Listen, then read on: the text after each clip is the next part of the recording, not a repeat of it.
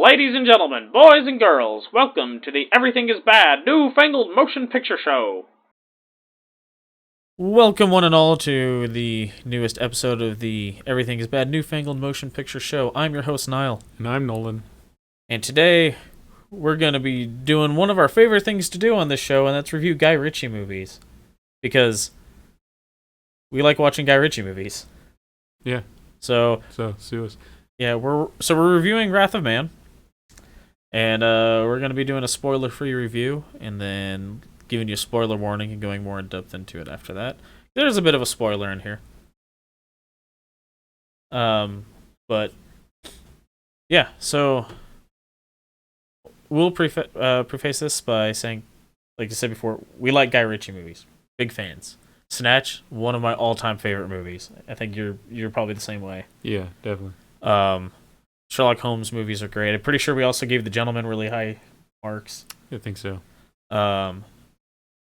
However, this movie, while a pretty good movie, just doesn't really feel like a Guy Ritchie movie. No, it doesn't have that snappy writing. It doesn't have that editing style. It just overall doesn't feel like Guy Ritchie. It feels a lot more generic than that. It's not a bad movie by any means. IMDb's got it at a 7.5. I'd say that's pretty fair. That's pretty fair. It's an entertaining movie. I did enjoy it, but it didn't feel like Guy Ritchie. Right. So, like, Guy Ritchie's known for a couple of things. One is, like, really witty, snappy dialogue delivered by tough guys. Right? And this, there was some of that. But I don't know if it was weird because we're used to that kind of dialogue coming out of British accents in Guy Ritchie movies. Well, what's funny is the part that had the most of it was this other character, Bullet. He's played by Holt McCallany. Sorry. Did I say McCallany? Yeah. McCallany. And it's basically one-sided conversations. Like, Jason Statham is giving, like, if he gives a response, it's like one word, monosyllabic responses. And Bullet's like the guy delivering this dialogue. And so it's more monologue than dialogue.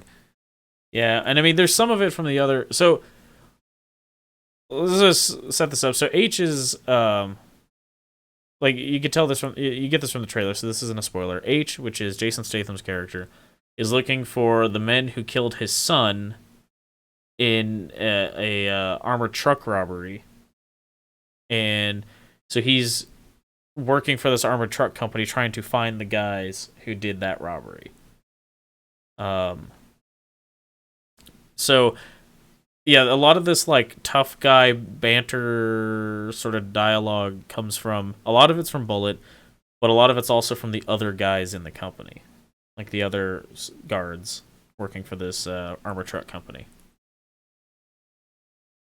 But yeah, and I don't know, it didn't feel as, like, snappy and witty as you're used to from Guy Ritchie. Now, so to be fair, we'll point out Guy Ritchie directed it, and he has a screenplay writing credit. This is adapted from another movie, a French film called Convoyeur,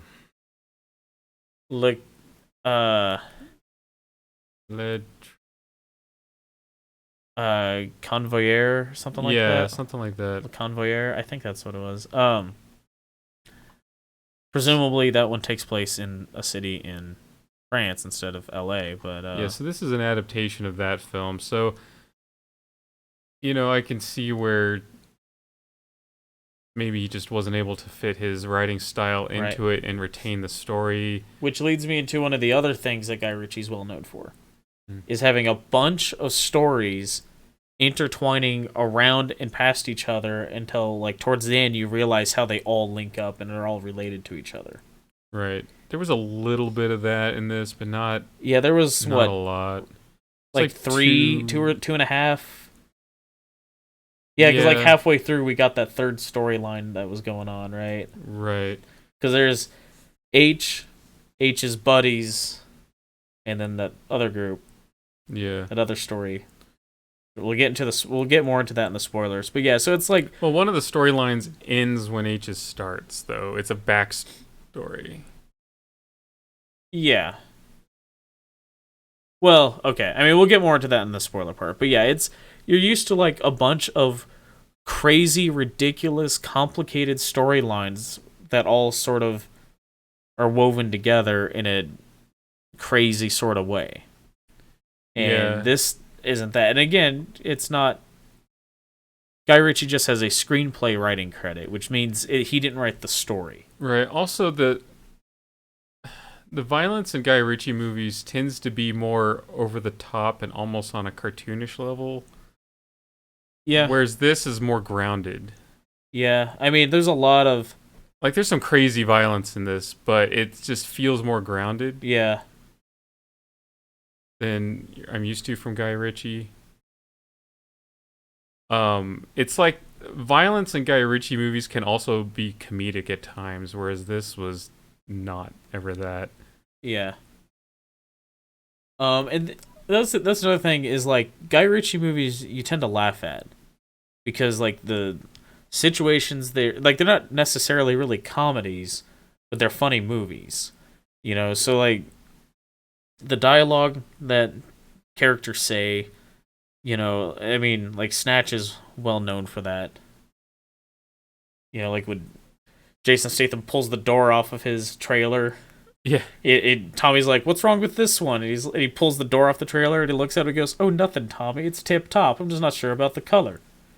And it's like, it's not... It's sarcastic. It's sarcastic, yeah, but it's a funny line that you laugh at. And then you also tend to laugh at just the ridiculous situations, too, that are just so out there. They're funny, you know? Like that whole sequence with... Freddy Four Fingers getting trapped in the van because Tyrone backed into it, you know. So it's like you're used to like being able to laugh a lot at Guy Ritchie movies, and this never really had that. There was a couple of quips that were kind of funny. Yeah. Frankly, I'm kind of curious why he didn't set this movie in London, and I wonder if there's something like armored truck drivers aren't armed in London, or do they not have? I mean, they must have armored truck drivers. Yeah, you need to move cash. Everything goes through tubes. Yeah, well, you need to move large sums of cash from your business to the bank and back and forth. Yeah, and that's what they're for. So I assume they must have them. I'm just wondering why this is set in Los Angeles and not in London. Yeah, that is weird. There must be some narrative reason why. Yeah. But yeah, and I mean, because Jason Statham's character is British in this, which is good because Jason Statham never bothers to hide his accent. Right. I don't expect him to. I think I saw one movie. I can't remember what movie it was, and it wasn't that he was trying to hide his accent. It's his character was pretending to be an American. Okay. So as the character, he adopts like this Texan accent, which is really funny and like over the top, and that's on purpose. Okay, so that's the only time I've ever seen him do an American accent that I'm aware of. But it was because like he's playing a Brit pretending to be an American. Yeah, that makes sense. I don't know what movie you're talking about. I don't remember what it is either. I know I saw this movie. I don't remember what it was. But yeah, so like with all that laid out, it's still a pretty good movie. It's just if you're expecting a good Guy Ritchie movie, this just isn't it. I think it's really what my view on it comes down to. Right. Don't go into it expecting it to be like other Guy Ritchie movies because it doesn't fit that bill. And even like coming down to like the editing was. There were some shots that were really weird in this. Like there were some weird zooms in one scene with those guys sitting in the car. Yeah. Remember? And there's like this weird like zoom in to each one, like cutting back and forth, and it's like zooming in, and then when the conversation ends, it just starts pulling back. But it was bizarre. There's nothing unique about the editing or the shot compositions in this. Yeah. They're not bad, but they're just kind of generic. Like they're standard, sort of fare. nothing stands out as except for those weird zooms that were in that car. Yeah. But other than that, yeah, I don't know. So yeah, I think we can get onto the spoiler. Yeah, so I do recommend seeing this movie. It's just like I said, go into it knowing what you're gonna get. Yeah, and you're not really getting Guy Ritchie. Yeah. It feels like someone trying to emulate Guy Ritchie. Maybe. But so yeah. I mean, it almost feels like Guy Ritchie kind of phoning it in. Yeah, that too. Like Guy Ritchie's such a good director that even his phoning in is a pretty decent movie. Yeah. But it just doesn't have that uniqueness that Guy Ritchie flair. Yeah. Yeah. So, yeah, so spoilers then? Sure. All right. So, what I was getting at, so there's like halfway through the movie, you get that old army squad. Right. And like, I mean, that's pretty late in the movie when that gets introduced. So that's what I was talking about with like a half a storyline. Yeah. So there's what H is doing in the company. There's the storyline that's a flashback following all of his dudes around. Right. But that like ends basically when H decides to take things into his own hands because Right, but it's told in flashbacks throughout the movie though. Yeah. There's like a big part of it. Yeah. And right leading up to that. But basically, so H he's a organized crime boss. Yeah, who's like they specialize in hitting armored cars. I guess they must do more than that, but they do. It sort of got the impression that they had done that. Yeah, you get the impression they'd done that before, but there's got to be more to it than that. But anyway, so one day, so H is basically having a day off because his son is visiting. And he's not supposed to be involved in anything while his son's there, so he can focus on spending time with his son. But one of his underlings calls him and says, "We really need you in on this job because there's just a whole series of unfortunate events that led them to being one man down. And all they need for him is to talk to him on the phone and tell them which direction an armored car is going. Yep. So they can be ready for it." He says, "Okay." So he agrees, and that's all he's doing. And so he parks his car, and he's like, goes over to a food truck to get some burritos, and his son's sitting in the car. His son's an adult, right? He's like college age or something. Yeah. But a different group, which is this old army squad, they've taken up hitting armored cars. Who, by the way, is commanded by one of like the most underutilized actors in Hollywood, in my opinion. Jeffrey Donovan? Yeah, I love Jeffrey Donovan. I mean, we were big Burn Notice fans, so yeah, And amongst them is Scott Eastwood. Yeah, who looks so much like his father. He does. He's the one who ends up killing. Right. So this other crew, completely unrelated, hits the armored car, and in all of that, they kill Jason Statham's H's son and hospitalize H. Yeah. He gets shot several times. A couple times or something like that. And then his son gets shot it was like 4 or 5 times or something. 6 times, right? Because it was in 4 different organs. It was like the liver, the spleen, the lung, and the heart, and then he also got shot a couple times in the legs, I think. Yeah. So anyway, he wakes up, and he wants to find out who's doing this, and some contact he has in the FBI gives him a list of possible names. Well, we figured that they're just using him to clean up a lot of the underworld because they hit all these people and they don't have any clue. They're not related to any of this. They don't know what's going on. But he reminds that we're moving a lot of bad guys. And then he decides this isn't working. So he says, I'm going to take a break. from all this, go back to London and get away from everything for a while. Well, really what he does is he takes things into his own hands and he signs on with this armored car company. The same company that was hit. Because it was one of his guys says it had to have been an inside job. Yeah, one of those guys like, it's got to be an inside job. And he agrees. So he's looking for the inside person. So he's working there for several months, like 5 months or something like that. Yeah. Before the crew that killed his son, they'd been hitting other armored car companies too, and they decided to do a big job on Black Friday, which maybe that's why they decided to set it in the States. Oh yeah. Because of the Black Friday angle, because there'd be a lot of money moving into the being moved by the company, and there would be a lot being put into their storage temporarily before it gets sent back out to banks and stuff. Yeah.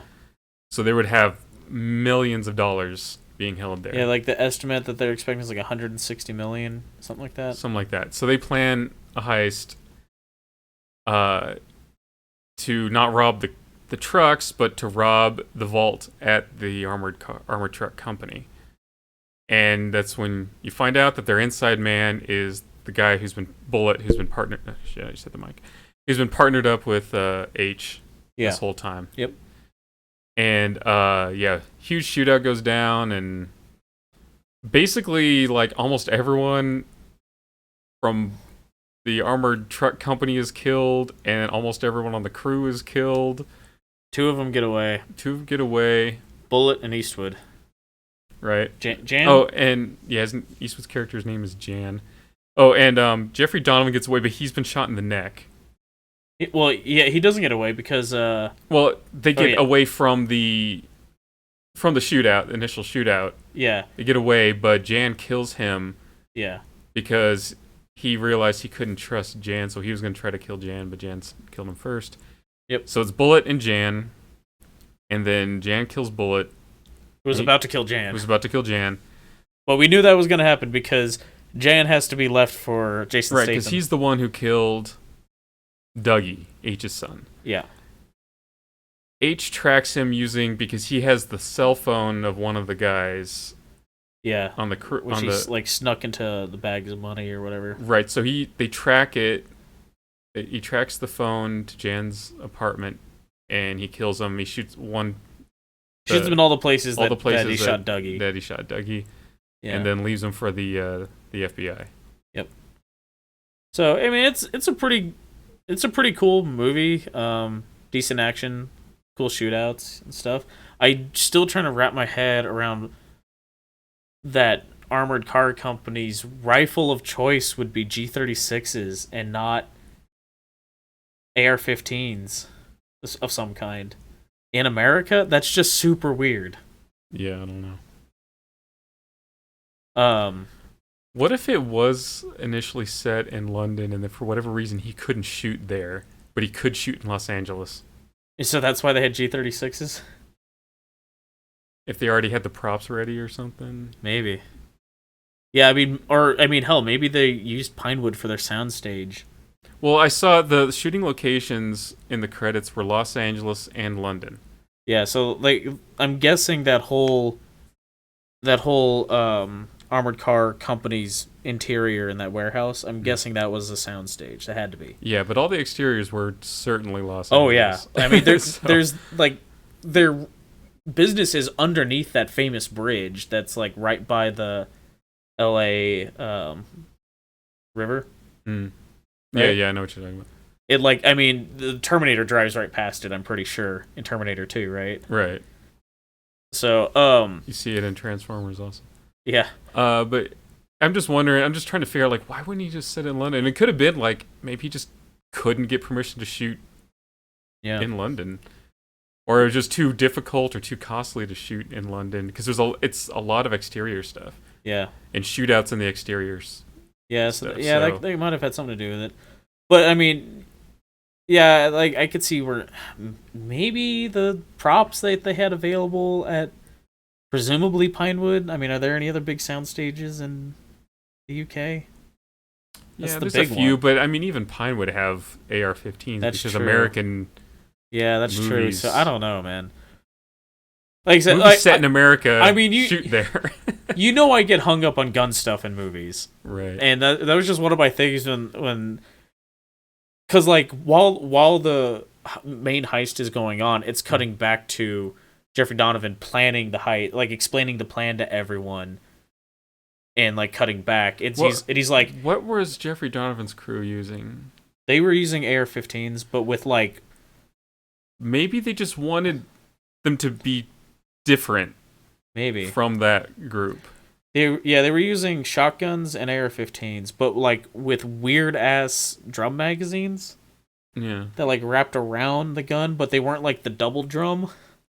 Yeah, it was weird. So maybe it could have been they just wanted them to look different from maybe Donovan's crew, or maybe they're like, well, this armored truck company makes a lot of money. They could afford to buy a more expensive and inferior product. Yes. Because the don't come at me on that. The G36 is shit.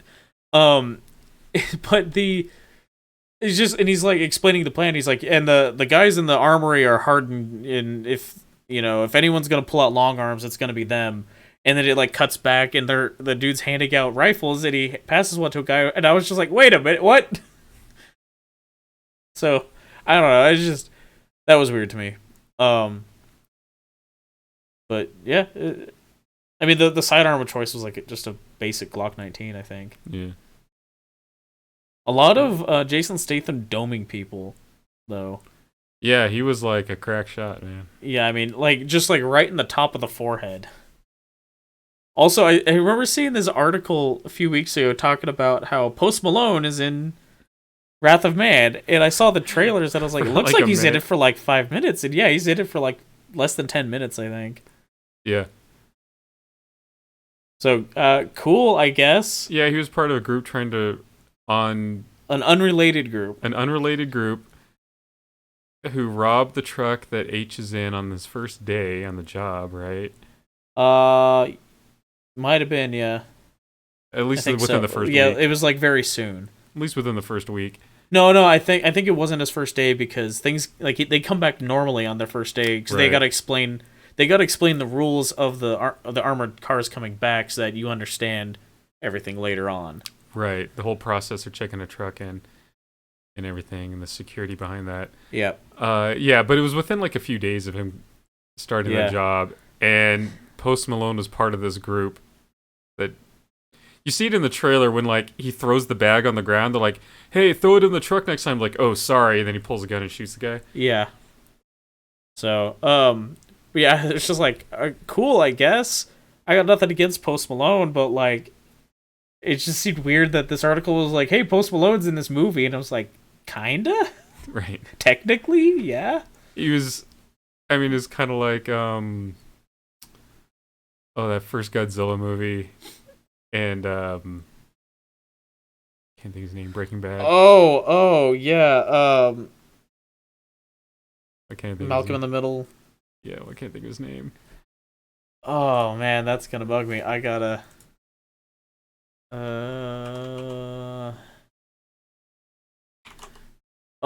Bryan Cranston. Yeah, Brian.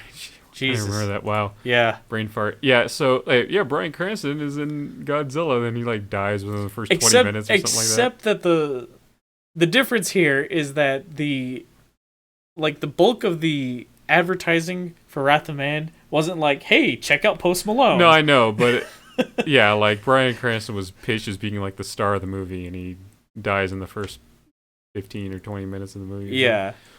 For this, like, I don't know, it was some, like, rag outlet. I mean, it's just like some whatever, doesn't matter news outlet. I don't know if you could hear the air quotes there. But yeah, so I think that's probably all we really have to say about this movie, right?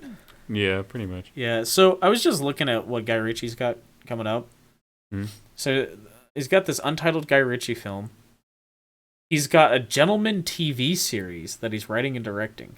Nice. And he's got a movie that he's writing and directing called The Ministry of Ungentlemanly Warfare. That sounds awesome. Yeah, it's about spies in World War II. Because, the Ministry of Ungentlemanly Warfare. Yeah. And he's also directing Aladdin 2. Well, he directed Aladdin. Right. Which was more Guy Ritchie feeling than this movie. Yeah. In some ways. Yeah, do you think it's just going to be a live-action version of Return of Jafar? How bad would that be? That'd be pretty awful, right? Yeah. What I want is another Man from U.N.C.L.E. Yeah, that movie was great. But I mean, if I'll absolutely give a TV series for The Gentleman a crack, especially since he's writing and directing that one. Yeah, I wonder. It's let's see. It what's says gonna air on. for The Gentleman, it's screenplay by and story by, so that one ought to be good, right? Oh wait, Yeah. no, it just says. No, it doesn't say one way. It doesn't say anything specific if it's screenplay and story or what. But Probably doesn't have Matthew McConaughey in it. probably, I don't think there's anything announced for it yet. Especially if he runs for governor of Texas. Oh yeah, yeah. There's nothing announced on it other than it's been announced. So there's like no cast listed. The only details on here is that Guy Ritchie is directing. So, but yeah. So what's next? What's up? Are we seeing Spiral? I suppose so. That's next weekend, right? Could be. May 14th? Yeah. Yeah.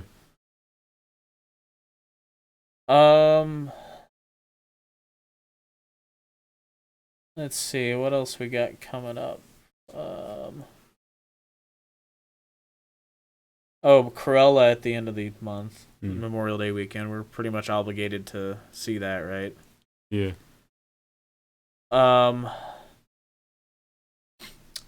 And then let's see.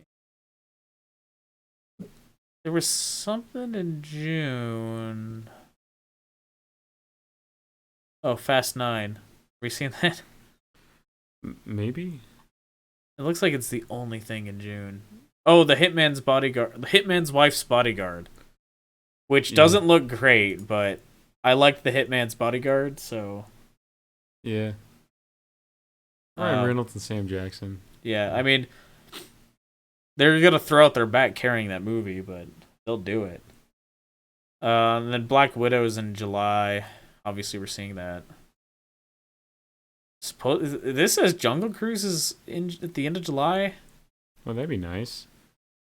I'm excited for that. And The Green Knight, which looks creepy, but looks pretty cool. So, but that's what we got coming up. Assuming that none of that changes or is just wrong, because I'm getting all this off of IMDb, and things are still screwy right now. Although all the major theater chains are open back up now. Yeah. So hopefully that helps. And a lot of places are starting to relax restrictions from COVID as more people get vaccinated. Like I know here, I think stuff's like pretty much supposed to all go back to normal at the beginning of June, from what I hear. Okay.